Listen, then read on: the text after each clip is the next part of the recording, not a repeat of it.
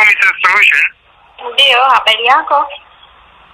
Salama, unazungumza na Mr. Mesha kutokea Songea. Sijui unanikumbuka? Ndio, nakukumbuka, namba yako ninayo. Sawa, sasa ulinipatia package yako ya nguvu za kiume miezi miwili iliyopita. Ndio, nakumbuka. Kwa hiyo nimekupigia nikupatie mrejesho hizi dawa zinapofanya kazi. Ndio. Nimeanza kupata mabadiliko, kwa mfano sasa hivi Ndio. kwenye tendo la ndoa ninaposhiriki na mke wangu. Ndio. Yaani kuna utofauti mkubwa sana. Ndio. Mara ya kwanza wakati nashiriki nilikuwa nikifanya raundi moja tu, ila siwezi kurudia tena. Ila hivi sasa baada ya kutumia dawa, Ndio. nashukuru sana, kuna mabadiliko makubwa sana ambayo nimeyaona. Ndio.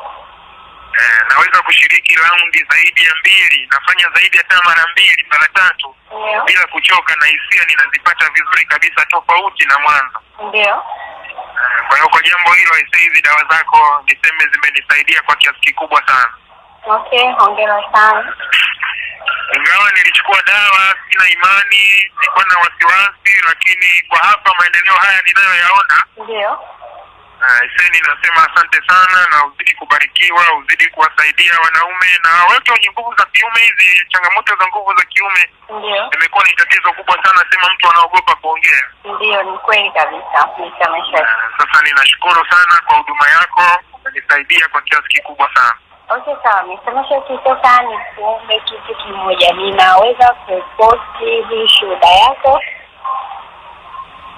Haina shida, unaweza ukaweka, kwa sababu hapa tunaongea kwa sauti, ndio? Ndio. Kwa sababu sura yangu maana yake haionekani. Ndio. Tunazungumza kwa sauti, unaweza tu ukaweka.